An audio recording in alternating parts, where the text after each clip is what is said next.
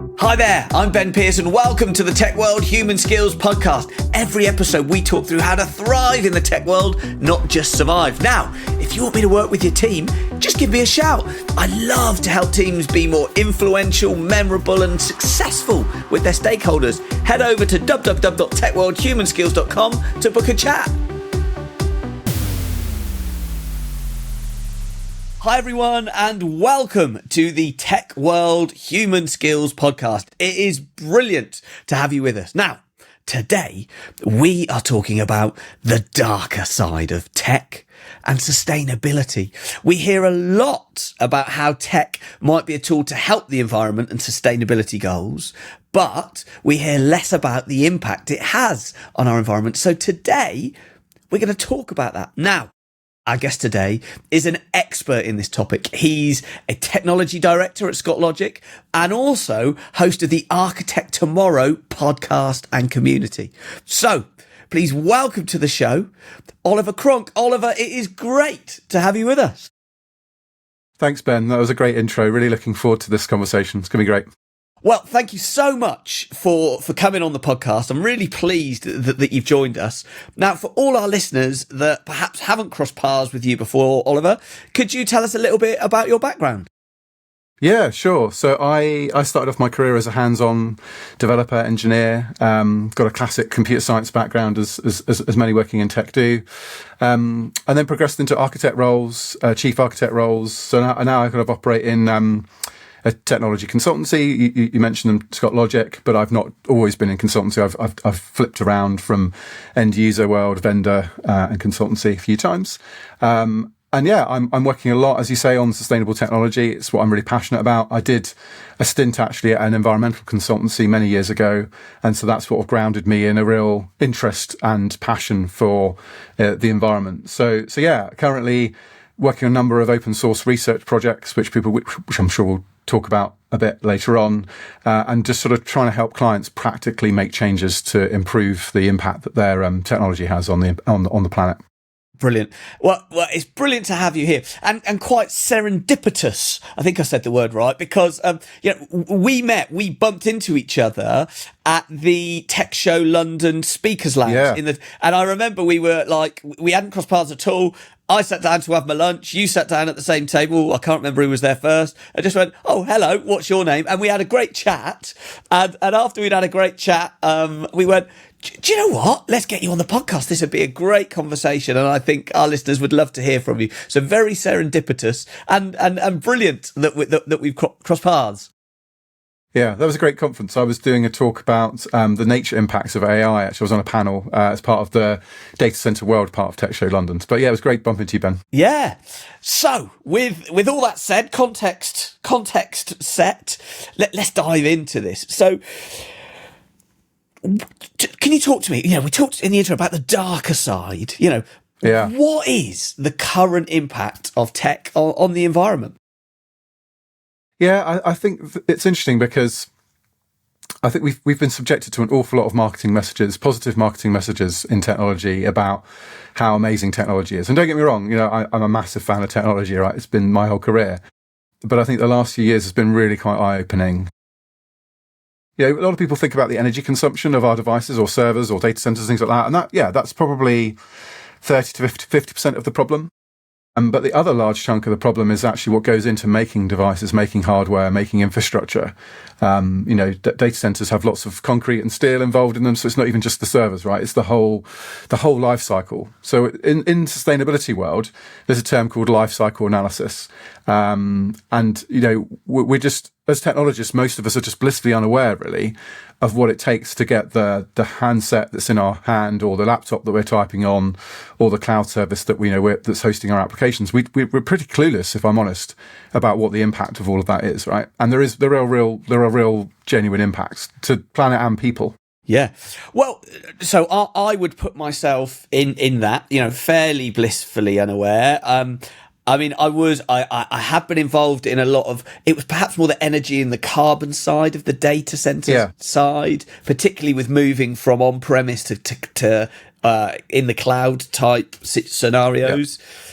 and I'm aware of minerals used for my phone or whatever that are that there's rare minerals that are needed, and they're not sourced in the most ethical and sustainable and fair way. But that's where I'd probably stop. So maybe should we take a couple of those key things? Maybe we could focus on data centers and then maybe devices later, because they're two of the things. And then can I have the third one in there? Then can I throw in AI because they seem to be three things that we're talking about. Could you expand the data center, the impact of data centers on environment? So data centers are a really interesting one. And you talked about cloud and how a lot of people are moving to cloud, and it's sort of a blessing and a curse in a way. I think moving to cloud, in that yes, you can get economies of scale by concentrating things into one place. You get those efficiencies often.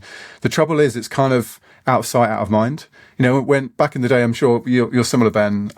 We had to go and physically rack servers in racks and data centers and stuff, and a lot of that now is taken away, right? So you don't really have a physical appreciation of what is it that my software is running on. But and the other challenge we have with cloud providers is there's a lot of secrecy around running a cloud provider, because there's quite a lot of commercial sensitivity there, right? If you're running your cloud in a certain way, it's a bit like F1 teams. There's obviously lots of competition, isn't there? Secret things going on to make their car faster than the other one. Yeah. In data center world, it's like, well, we're doing this clever thing with cooling, or we're doing this clever thing with how we're using our servers or whatever. So there's not an awful lot of transparency. And the transparency there is tends to be around carbon. But what people are starting to become aware of, and we'll talk about this a bit more when we talk about AI, is the water consumption. One of the things most people don't realise is because we've obsessed on carbon, and don't get me wrong, it's important to track carbon, but because we have looked at energy consumption and carbon so intensively, organisations have over-optimised on just and pure energy. And the side effect of that is often water. So there are huge amounts of water used for cooling, often in places with water shortages or water constraints, like Spain and parts of the States and other parts of the world where there's real problems with water supply. And we're just evaporating that water into the sky, because that's the cheapest way of cooling a data center. And it uses the least electricity to just waste a load of water to cool your data center. So that's one example. There are a whole host of other impacts, just like nature and biodiversity, by sticking a massive, great big bit of concrete in the ground. There's often sort of side effects from doing that, right? But the big one is water that we're just not measuring enough, and we don't have an awful lot of transparency around. Yeah. And it's also interesting because, like you say, we're taking all of these resources and pooling them in one place. So let's say around London, for example, right? Because that's where lots of people are. And that is where we want low latency to get to all the businesses, to all the people, all of that kind of stuff. But around the London area, which is where I live, and you're on the M4 corridor as well, there's not a great set of reusable, renewable energy. Like if we were building data centers up in Scotland, we could be using hydro, we could be using wind farms, we could be using whatever. Yeah. But around here, that's not, and yet that's where the data centers are. And the actual electricity they're using, regardless of what the marketing teams at tech vendors might want to tell you, they are using electricity from the local grid, and that local grid is coming from non-renewable sources, for example. You've touched on something that I will dive into just briefly. There's some terminology here that's important. One is it's called location based versus. Oh God, I have that ready to go in my head. Sorry, a first bit of editing. Apologies, or you can just leave this in and make it funny gag.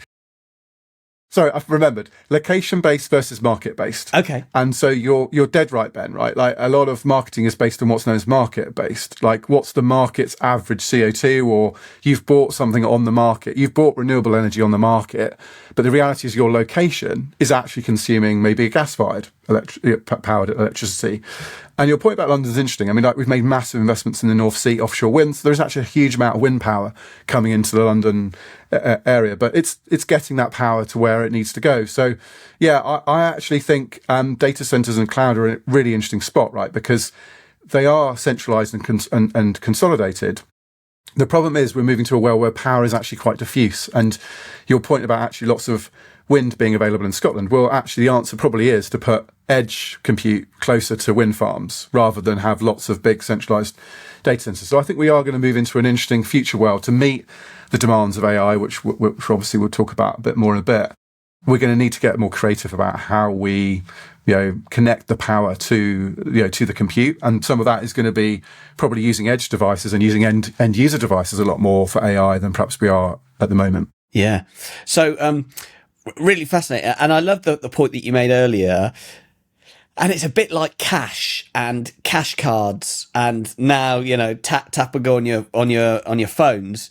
You're so disconnected from money that you just spend. Whereas if you had a stack of pound coins and you're like, right, I'm going to take these pound coins and these are the pound coins I'm going to pay the mortgage with, you'd suddenly go, right, what? And now these are the coins that I'm going to use for my monthly spend at coffee shops.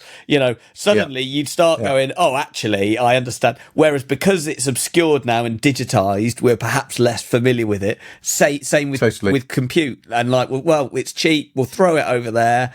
And therefore, I don't need to think about the energy or the resource that's being used behind it. Yeah, absolutely. And to move on to sort of hardware, I've got a question for you, Ben. I know this is a bit controversial as you're supposed to be asking me the questions. but how much raw materials do you think are required to produce a 2 kilogram laptop? How many kilos of material? Right. So to produce my laptop. So the average laptop's about 2 kilos, right? Your MacBook or your Dell you got on your desk is probably about 2 kilograms. Right. Okay. How many kilograms of material do you think are required to make that? Well, I'm gonna use my Minecraft. So I'm imagining you've got ore, and then you've got to turn that ore into metals or whatever, and then there's going to be a process to do that. So I'm going to say it's a lot more. I don't know that, so I'm going to make up. I am going to say 50 kilograms. Oh, okay. So would you be shocked to hear it's somewhere between 500 and 700 kilograms? Wow. So almost a ton. Yeah, getting towards a ton, half a ton to a ton for just my laptop. Just one laptop requires that much. And then water is crazy as well to like refine all the metals and, So like the stuff that's out of sight, out of mind is wild. And on the other side, the flip side of buying new devices is that our old devices have to go somewhere. So e-waste is a really, really big problem. And unfortunately, the easiest way for you to recover some of the metals in a motherboard, there's a lot of gold actually in electronics, which is obviously quite valuable. What you end up having is people burning motherboards and circuits to release the gold from that board. But in the process, they're obviously breathing in toxic fumes. They're creating further waste in the landfill site. So there's all kinds of wild things going on in the wider tech, kind of supply chain that if people knew about, they would be absolutely horrified. So the key thing to do with your hardware when you get rid of it is absolutely do not throw it in the bin. Firstly, see if you can find someone else who can make use of it. Yeah. Can you sell it, or can you give it to a charity or a school or something? And if you can't, then absolutely take it to the waste electronics disposal. So take it to your local council or wherever you live around the world. Take it to the place that will actually process it properly and dispose of it properly. Because the worst thing is for those things to end up in the wrong place and have toxic materials potentially going into water courses and things like that because you've not put your laptop or your phone in the right place. So absolutely do not put your phone in a black bin. Is the one first takeaway perhaps for your listeners, Ben. Right, okay, yeah, do it properly, e-waste it. And I guess, is there lots of e-waste coming back from data centers as well? Because they must have stuff going end of life. 100%, and it's a pretty big scale. And again, we don't really know how much because there's a lack of transparency, but it's going to be significant. And you think about the GPUs that are going on at the moment, and we're kind of bleeding into AI. We've already bled into the AI conversation. We'll get into it properly in a second, I'm sure. The turnover of new types of GPU, these processors that are used for gaming and for AI and for lots of mathematical calculation. That every time we go for a new generation of these devices, hopefully there's someone else who needs a slightly lower grade one. But if there isn't a market for that, guess where it goes? It goes on the scrap heap. So, it's pretty crazy. Like we need to start rethinking how we do compute. It needs to be far more modular, far more repairable and upgradable. I think we've gone through a phase of like wanting really shiny, slick looking devices, which is great. And they're waterproof and they're amazing. The downside is if your phone's battery dies, Ben, do you replace that yourself? So I normally do. I normally go. Yeah. So my model of phones is maybe a bit different to everybody else's. Oh, okay, fair enough then. Maybe it is, maybe it's not. So what I normally do is wait for the next generation to come out, and then I look at what the generation before was and go and get a refurbed one off of eBay or Amazon or something like that. Well, that's very good. Well done, you. And then I try and then use that for a couple of years, because it just ultimately looks like a black screen with a case that I buy for £5 or £6 on it, and it's got a camera, and the cameras have been pretty good for a long time. And then I try and normally rinse that. Now the battery is normally the first thing to fail after maybe a couple of years, and I maybe do one battery upgrade. The replacement batteries never last as long as the original batteries. They maybe make it last another year or whatever, and then that's normally the point where batteries failed twice. We're a couple of generations on. So that's how I tend to do my phones, which is maybe a little bit. But they're really different. hard to upgrade, right? So it used to be, I remember an old Samsung phone I had a few phones ago. You could just unclip the back of the case and pop in another battery. It's super easy, right? Yeah, can't do that now. But you can't do that now. If you want a device that's waterproof and looks really cool and is super, super thin, you have to start getting heat guns out, melting adhesives, and it's a bit messy, and it's really quite a specialised process. So, I kind of feel like this fast fashion and fashion for really nice looking devices has a part to play in how disposable a lot of stuff's become. So the planned obsolescence is another thing with these devices. We have so many cycles of device, there's a new iPhone, it feels like every year, 18 months. So it almost feels like you're pressurised to get a new device. So this whole fast fashion and planned obsolescence and lack of repairability of devices is a bit of a problem when it comes to environmental impact. Yeah, it is. So we thought about data centers, and what I've liked thinking about there is the out of sight, out of mind. Just don't need to consider it anymore. And then we thought about those devices and the fast fashionness of them, and whether you can recycle them, how you should recycle them, that kind of stuff. Can we have a little talk about AI? Because we've referred to it a couple of times. What's your take on AI? Let's start with the negative effects on the environment, and then maybe we can swap round to the positive. So we put a bit of balance in there. Okay. Let's start off with the perhaps negative effects on the environment. Yeah. Okay.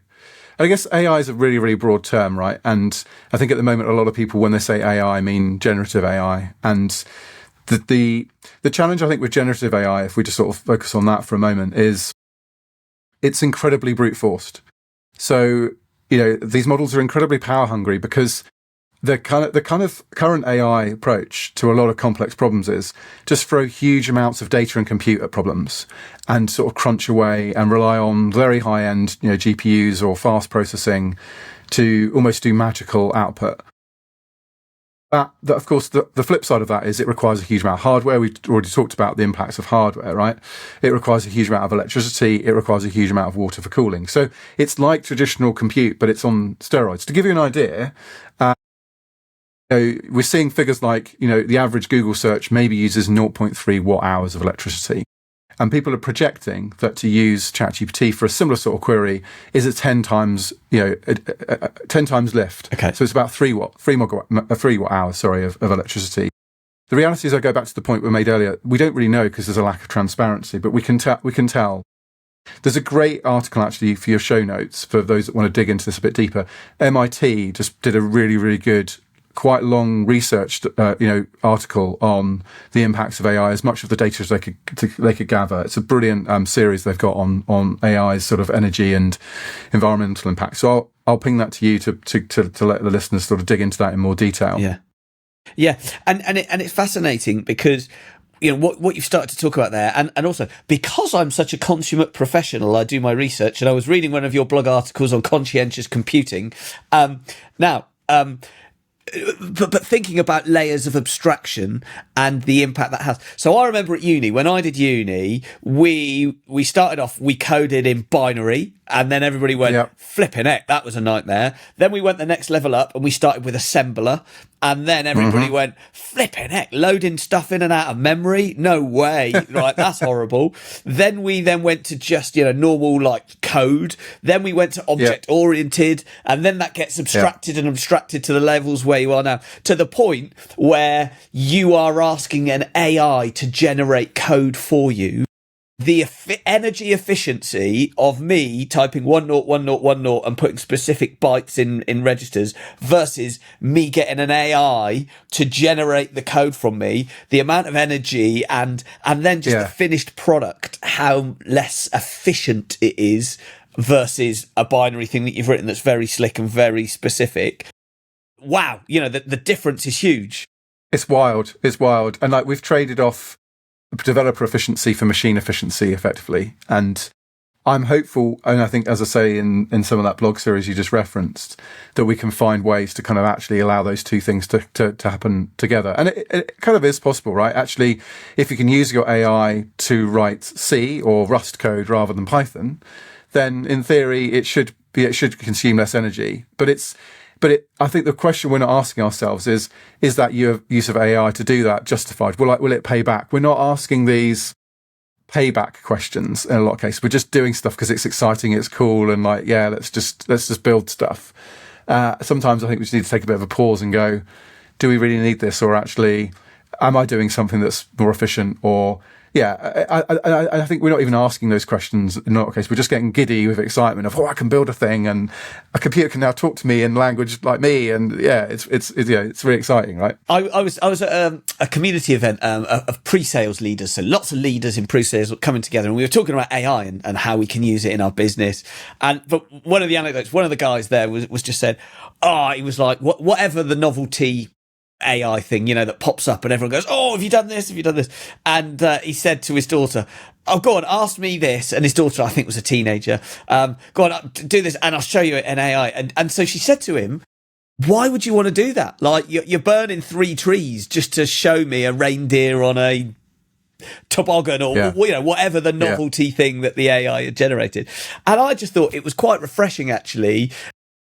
And certainly from somebody, from a future generation going, actually, should we? Yes, you can show me this AR novelty that'll entertain me for a few minutes, but actually, should you? Because there are these unseen costs that we're not thinking about. 100%. I mean, my tech mentor, Rosa Soul, who sadly he's no longer with us, used to have this great phrase which he used with me quite a lot, which was, Oliver, just because you can doesn't mean you should. And I think it applies to AI. And don't get me wrong, I think AI can be incredible and amazing.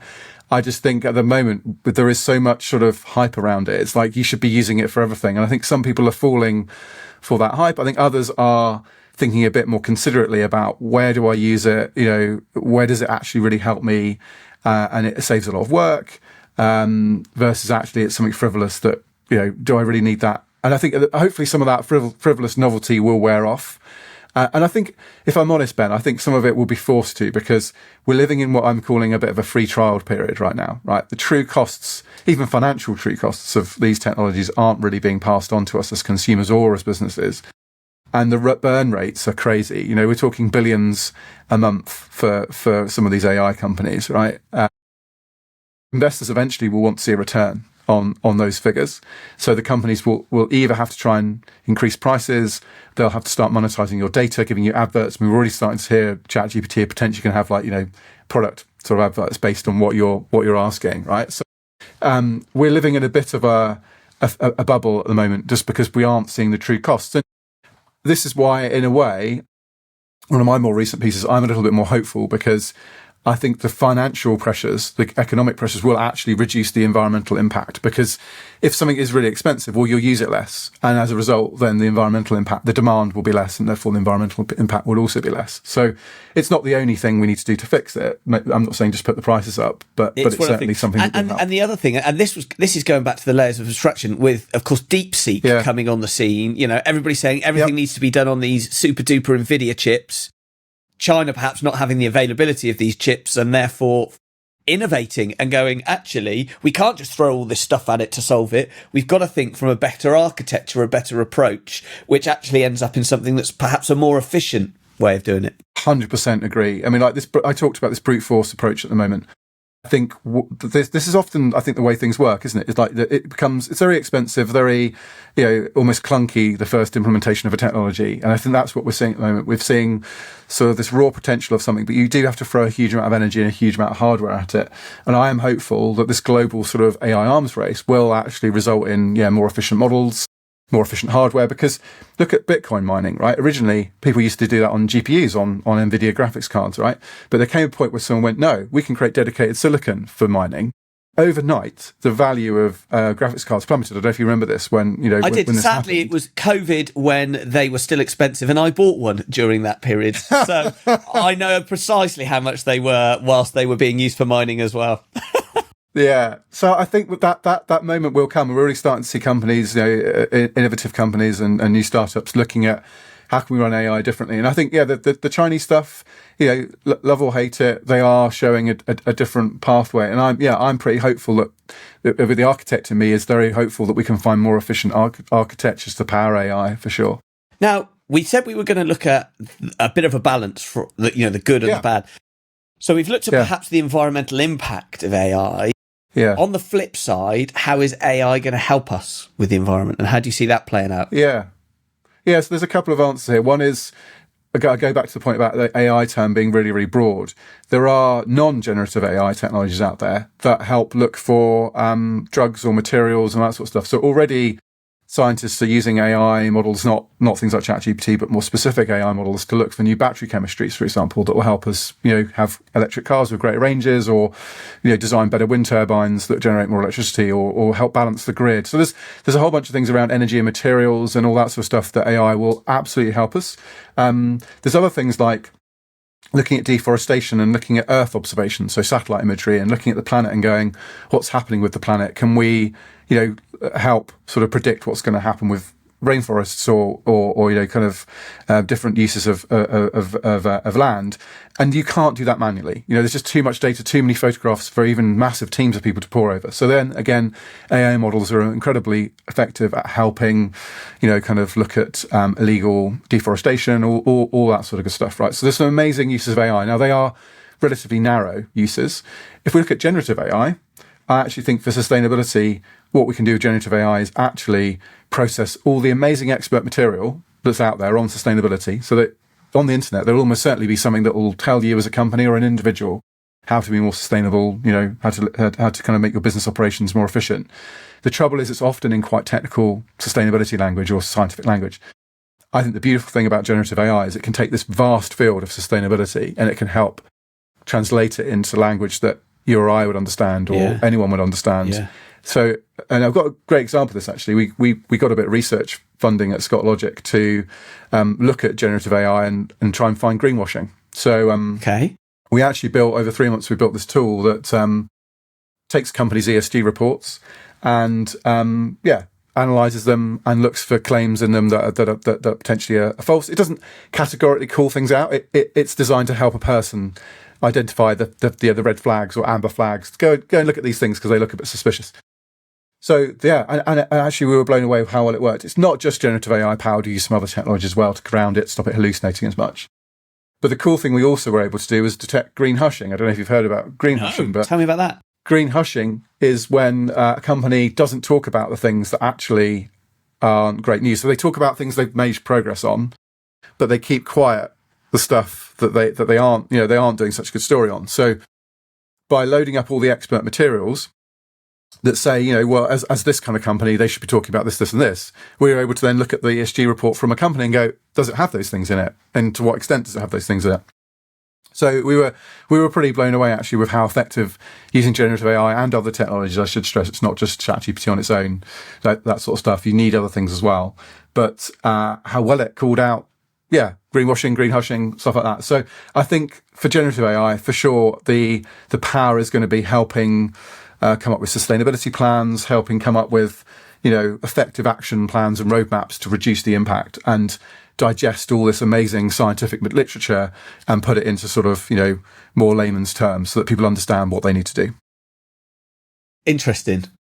And it leads me on, I think that's a great segue into our next piece. Yeah. So a couple of years, so I left Microsoft, let's say 3 years ago. It was, something like that, not quite that, but certainly when I left, the focus on environment, in carbon reduction was huge. We would talk about it at the company, our customers would talk about it, our partners were talking about it.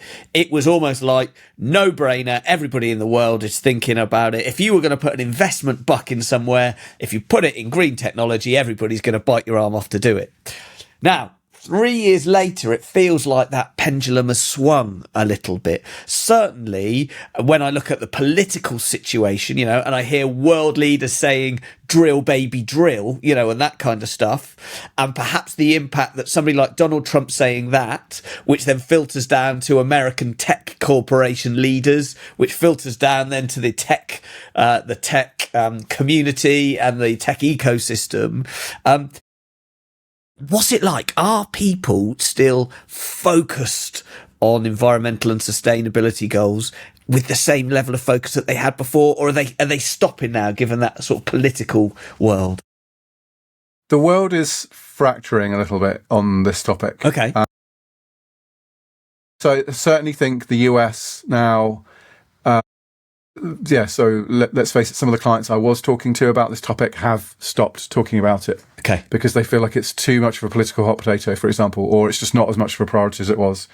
However, in Europe and in the UK, people are still very much on this topic. And I think the reason is, there's a couple of reasons, I think. Firstly, politics can change. Science doesn't, unfortunately. We can hope as much as possible that by saying something is no longer true. But the reality is, we're experiencing already changes in our climate.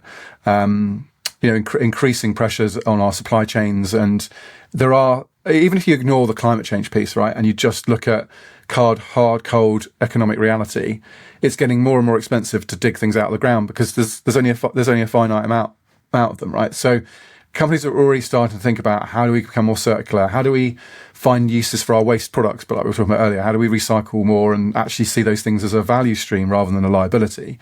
Great example of this is heat. So I've had some amazing conversations recently with startup data center operators that are heating up elderly homes, care homes, with their excess heat from a data center. So they're putting a smaller edge data center inside a residential building, be that an elderly home or apartment block, and they get a free location to put their compute, for one thing. So that's a tick.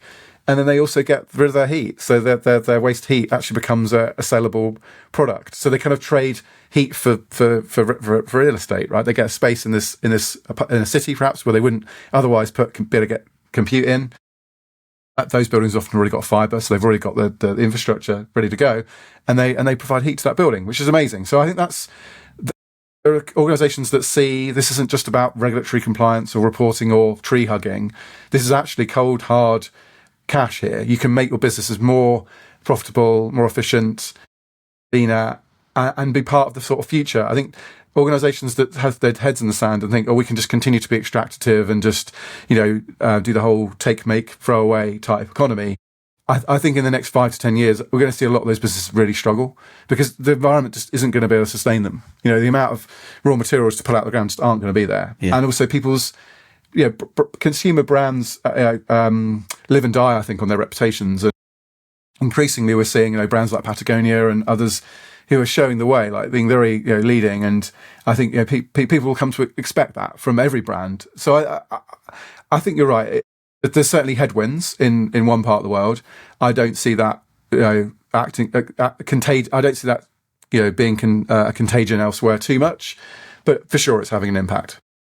So and so I guess this then leads on to the next bit, which you've already started talking about, and we've already alluded to, which is this idea that actually, if you build something sustainably and with efficiency in mind, not only does that have an effect on the environment in terms of your carbon, but actually there's something there about unique business models. There's something about cost savings.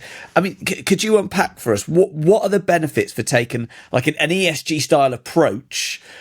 What are the other selfish benefits, aside from the planet and the environment and everybody else? What are the selfish benefits you get from adopting that same approach?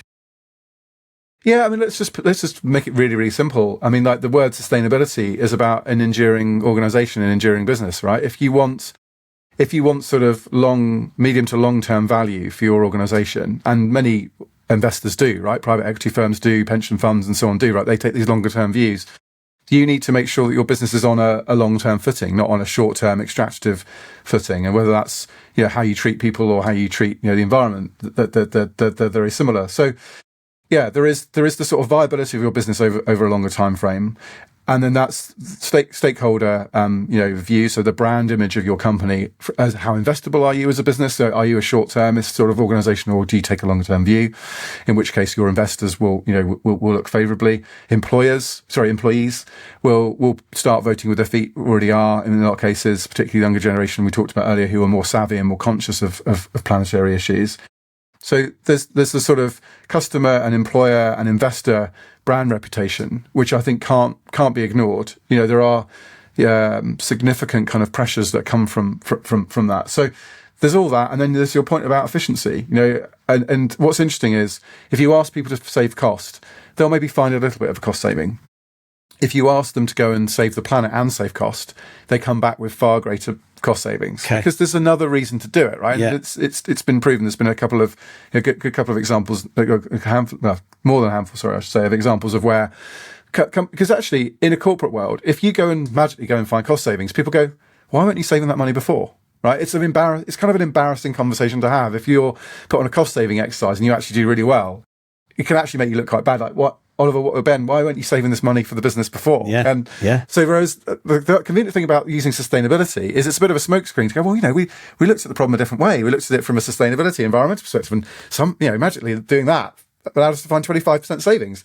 The reality is those savings were probably always there if you'd have just sort of thought about things a bit more efficiently. But it provides another reason to go and look. So, some people just don't care as much about cash as perhaps we think they do, but you go and tell them to care about environment, and by the way, that will result in cost savings too. What do you know? You end up in a load more cost savings as well. Yeah. And like you said, it's thinking differently, isn't it? I mean, I remember a few years ago, a colleague of mine had built a little carbon calculator, where if you were creating an app it would have been Azure at the time. So you're creating an app there.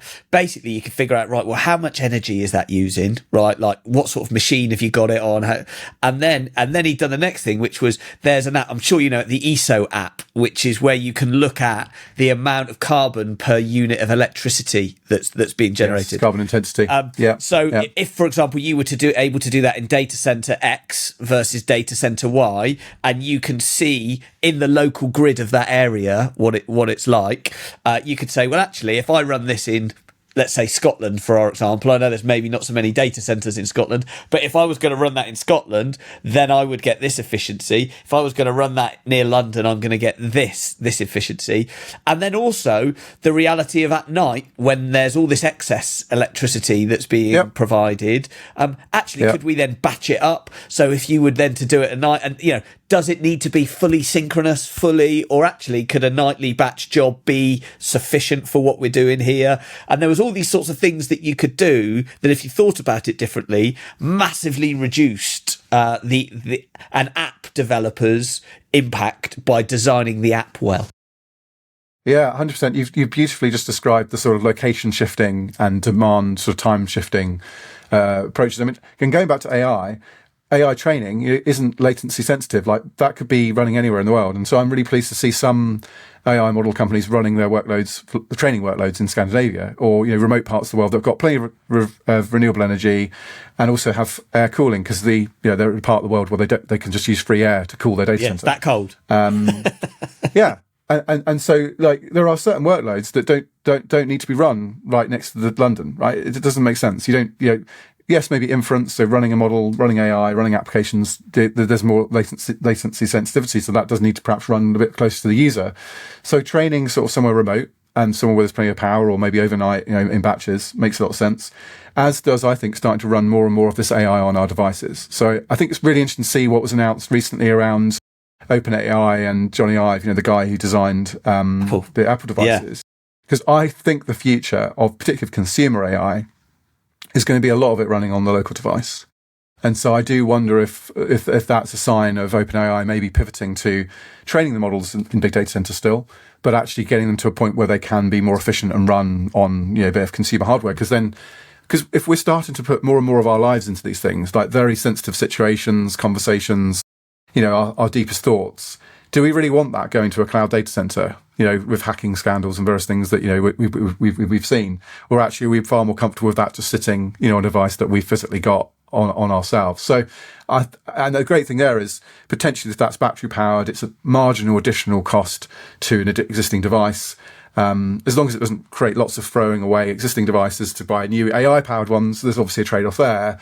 I do think that's hopefully where the future is. It's sensible training of these models, and then it's running them on lower power hardware and less brute forcing this problem. Yeah. Well, mate, time is escaping us. Where I'd like to finish, just before we fully wrap up, is what can people do? So we got lots of people listening to this, people working in the tech sector, leading teams in the tech sector. What can people do? Yeah, so there's a great course by the Green Software Foundation. So if you're working in tech and you've not been to learn.green software foundation, do go and check that out. It's a couple of hours. It talks to you about the things we've just talked about in more depth, like location shifting, demand shifting, all that sort of stuff, carbon intensity. It gives you the basic terminology and it gives you some practical things that you can go and do. So that would be number one. The other thing is just talk about and ask questions, ask questions of your suppliers, of your teams. We really need to raise awareness of this topic. There's far little awareness. There's not enough awareness of this topic. And then I guess a bit of a personal plug. We've been running an open source project for just over a year. It's called the Tech Carbon Standard. It's designed to help people understand that broader life cycle impact of your technology from a carbon emissions standpoint. So there are great open source projects out there. Do go and check those out and support them where you can. Yeah. So I think it's awareness, and then starting to look at what you can do easily, and then there'll be harder decisions to make down the line. But I think until people are aware of this challenge, then we're in a really difficult spot. And then from a personal perspective and a devices perspective, there was something like e-waste. So make sure you're never putting your stuff in the bin, seeing if you can get other people to use it, if you can pass it down the line. And also, I will say, I am a huge advocate of refurbished phones. I've been doing it for probably 10 years now. It's so much cheaper because you buy it for a few £100 and it lasts years. And it's a refurbished phone to begin with. And like I say, if the camera's good enough and it's the same size as it, and you put a different case on it anyway, you're right. I could go and put a Thundercats case on or whatever. Do you know what I mean? Nobody actually sees the phone and how thin it is. It's great to hear, Ben, that you're living and breathing that, because that is a great tip. Do you really need to buy new? And that applies to everything. I mean, I bought a laptop recently. It was refurbed rather than brand new, and because actually the prices of new hardware have gone up quite a bit. So yeah, absolutely. Think about the hardware, because the hardware has as much of an impact in many cases as the electricity consumption. For end user devices, actually 80% of the impact is in the device itself rather than the electricity consumption. Really? Would you believe? And we do it with cars, right? We get second-hand cars.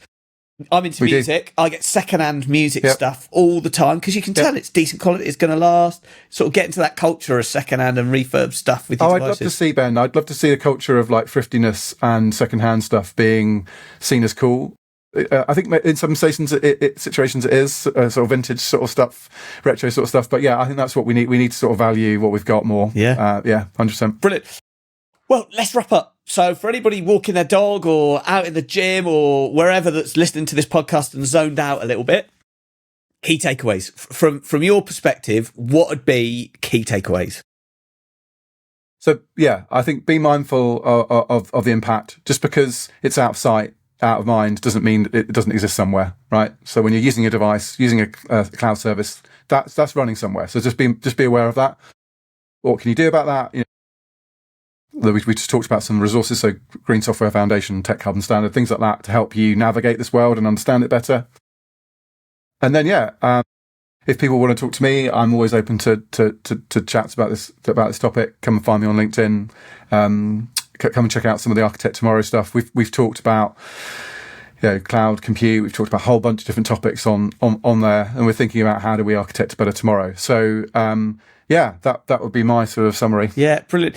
And from my perspective, the thing that's really just resonated with me is the idea of being frivolous with your use, and it's so easy to just sit at your desk or sit on your phone and just do stuff going, it's free. Yep. And it's almost like, I think it's Martin Lewis that talks, the money saving expert or whatever, that talks about if you were to take your salary each month in pound coins and stack it in the corner of your room and then see how much goes on the mortgage, how much goes on the car, how much goes on coffees, you'd really get an appreciation of where you could save money and what you could do. I love the idea of that with, using cloud services and using AI services and that kind of stuff. Somebody needs to think about how they're going to do that, how they implement that. But just the mindset of doing that, I think, is brilliant. Yeah, 100%. Brilliant. Well, we're out of time. So I'm just going to say, Oliver, thank you so much for taking the time to join us. It has been an absolute pleasure to have you on the show. Brilliant, Van. No, thank you. It's been a great conversation. Thanks very much. Don't go yet. Remember to subscribe to the podcast and rate the show. It really helps us grow and book new great guests. And remember, if the podcast isn't enough for you and you want weekly microlearning delivered straight to your inbox, sign up to the Tech World Human Skills Weekly. Head over to www.techworldhumanskills.com to sign up.